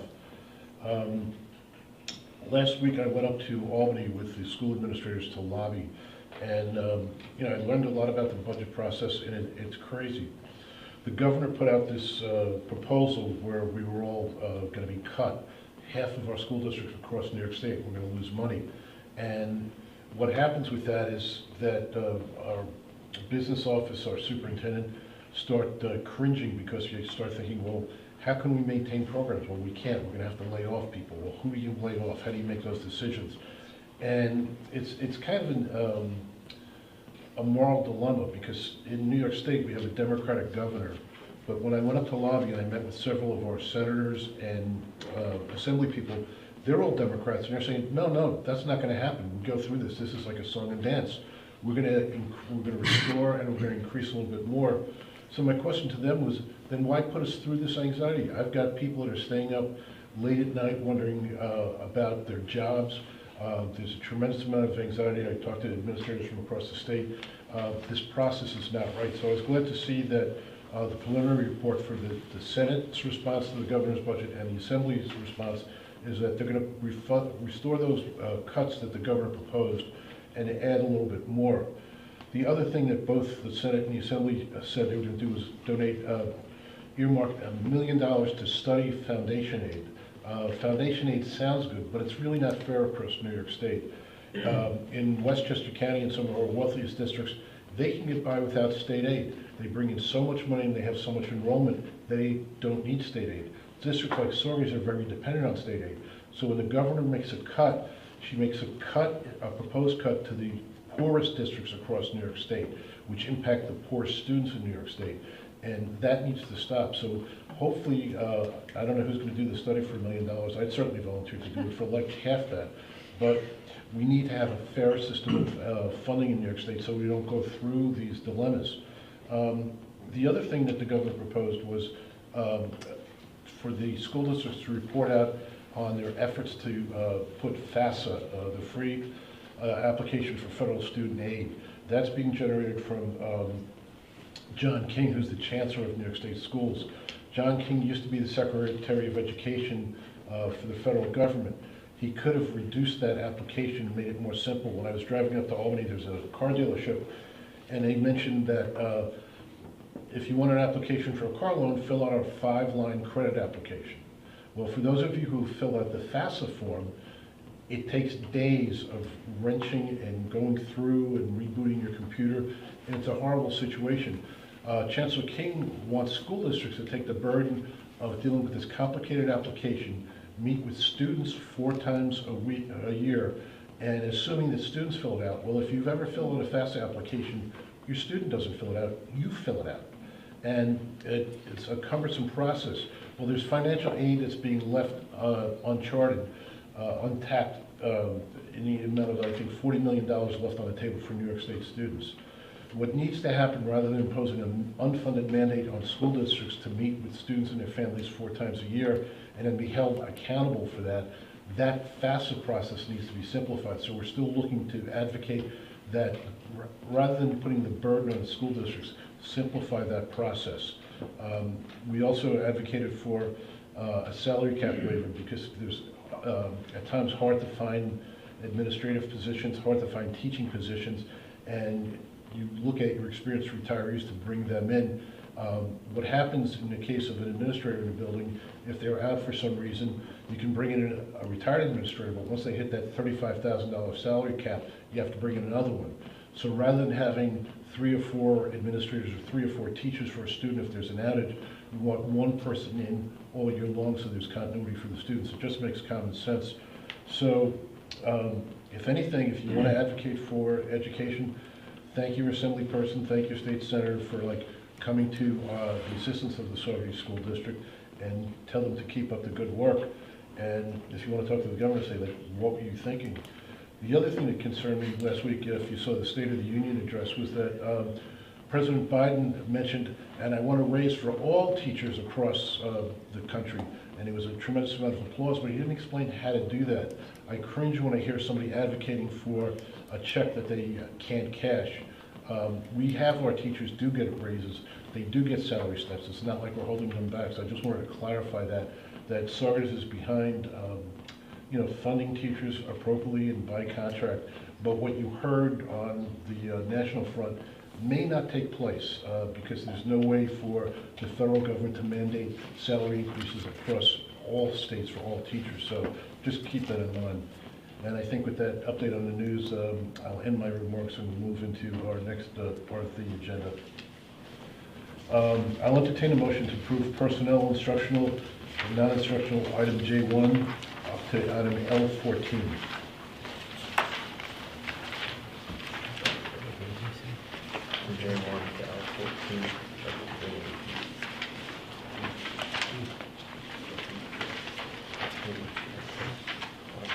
So moved. Moved by Mr. Poston, is there a second? Second. Second by Mr. Mooney. Discussion. Mr. Walt? That was the L14, right? Yes. I just want to make comment and note, since these items are in here specifically, board action resolution items for poll workers, paying of poll workers on budget vote, trustee election, and the legal notice for the annual public hearing, the date, the election districts, and everything like that.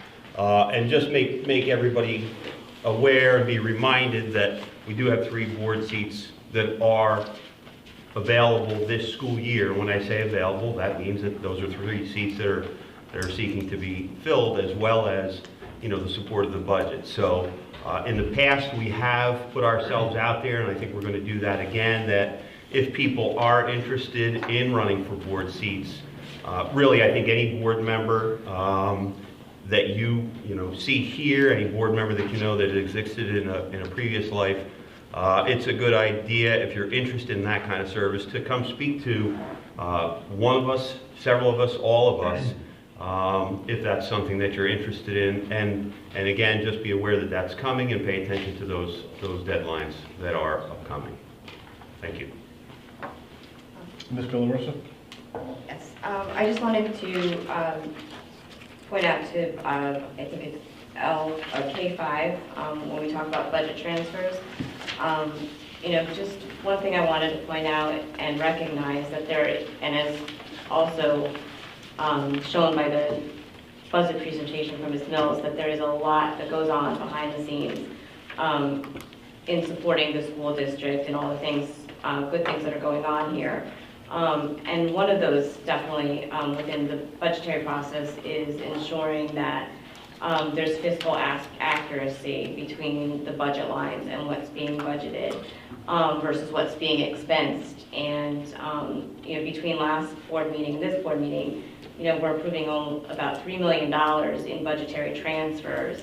But this is a critical part of the process in making sure that our everything's in line, especially as we're looking at going forward for these rollover budgets, that things are in their place so that when we look to see where is the funding coming from, or being spent, I should say, that those things are accurate. So I just want to thank Ms. Mills for diving into detail and looking at all of that stuff, because it is a big puzzle and important work to be done, and I do appreciate that that's being done as we are going through and starting the budgetary process. So thank you.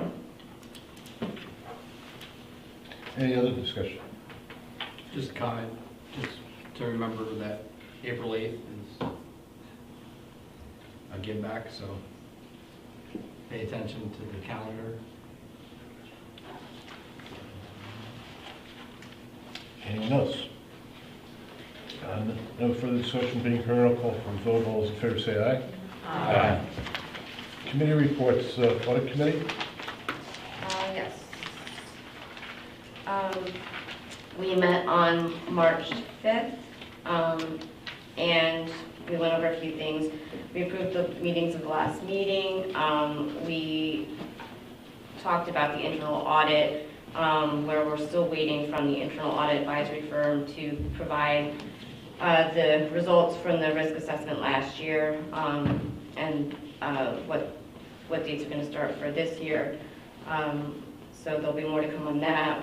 We looked at the audit committee performed a self-assessment on the performance of the audit committee, and overall, we're doing well. And we also looked at the external auditor, and that the fact that the current auditors, their contract is effectively up with the last audit that was performed. We did approve them as part of the July reorg meeting, so we need to look at, you know, what that implication of that is. And then we also looked at the surrounding districts around Saugerties for who they use for their external audits, in case we need to go out for requests for proposals to get some names within the industry, you know, to look forward. So that was it. Thank you. Mr. Paulson, facilities? Our meeting was Wednesday, March 6th. There wasn't a whole lot of work being done. A lot of it is on hold until the beginning of spring break on March 25th. The majority of the meeting was to review the building condition surveys for repair recommendations. Since we were talking about the budget, I just want to remind everybody watching that the facilities committee and these building condition surveys, they are to qualify for state aid so that a significant portion of the necessary repairs will be reimbursed from the state. And it's the what we're doing is we have to prioritize everything, and a lot of the things that we'd like to do get pushed to the 5 to 10 year mark, and a lot of the necessary stuff is within the next 3 years. So as we look at that shortfall, know that that is part of the review process, is to make sure that we can get as much reimbursement from the state as we can. Thank you. Mr. Ball, policy? Thank you. Yes, we did meet March 5th. A couple of old items of business just to keep people aware. Code of conduct is an ongoing process that's being reviewed. An update was provided, and they continue to use the code of conduct to identify infractions, discuss consequences, but it seems like there's really robust discussion going on about how we look at and how we consider the approaches that we're using in relation to our students in a code of conduct. So I know that a lot of conversations are taking place at this time in the building. Excuse me.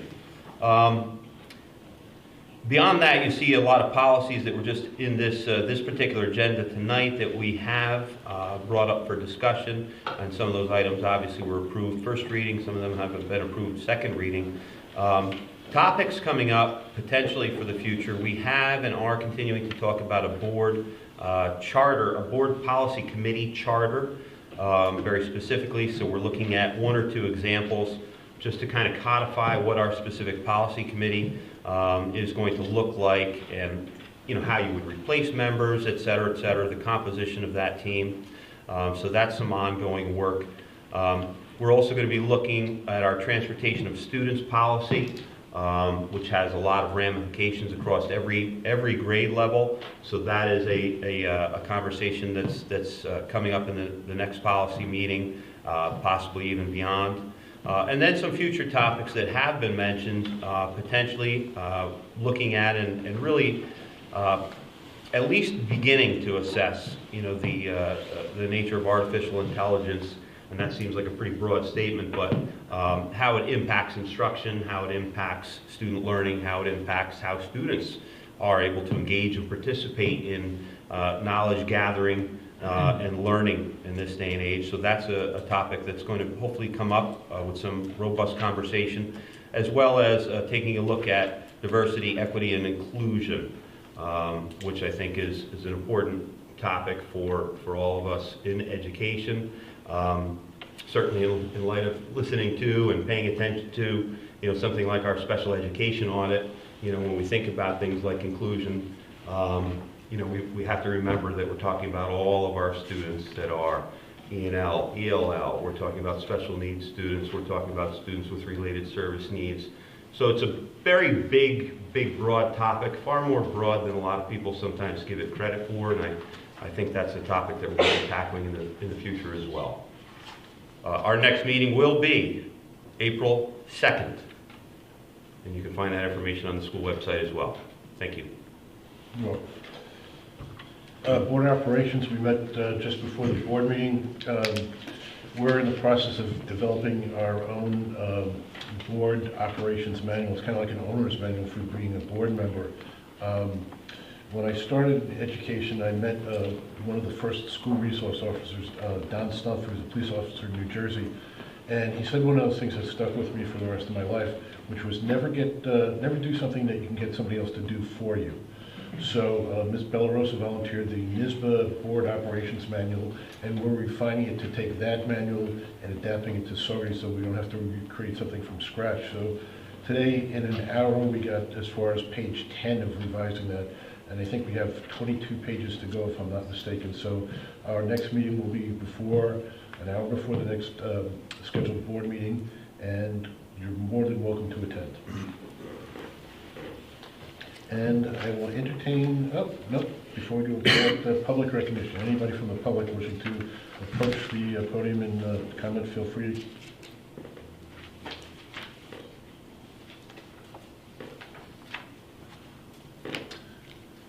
Okay, and none being heard, I'll entertain a motion to go into executive session.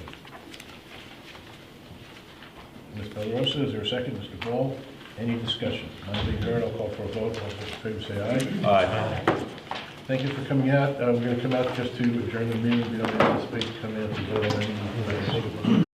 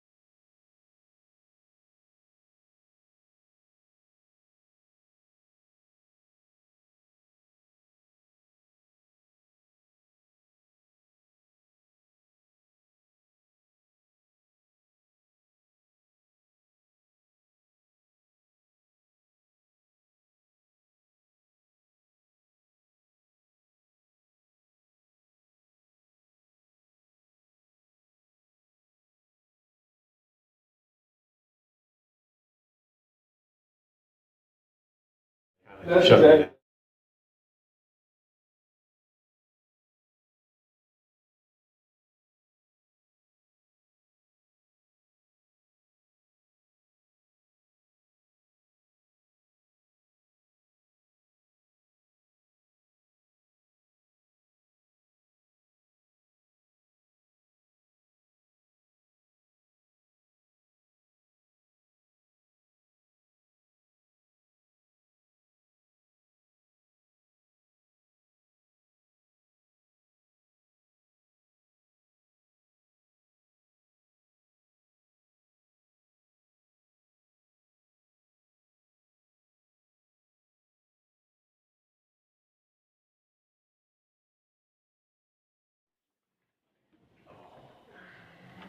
Come on, boss.